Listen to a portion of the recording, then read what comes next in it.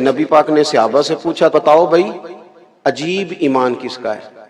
अर्ज की, या रसूल अल्लाह सल्लल्लाहु ताला अलैहि वसल्लम, अजीब ईमान नबियों का है।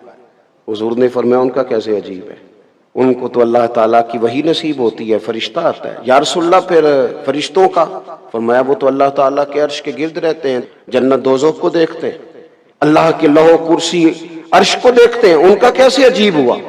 कहा, या रसूल अल्लाह, फिर हमारा सहाबा का ईमान अजीब है।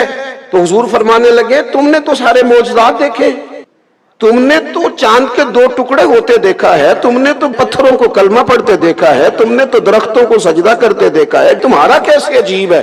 तो हुजूर फिर आप बताएं ना, अजीब, अनोखा, प्यारा, निराला ईमान किसका है?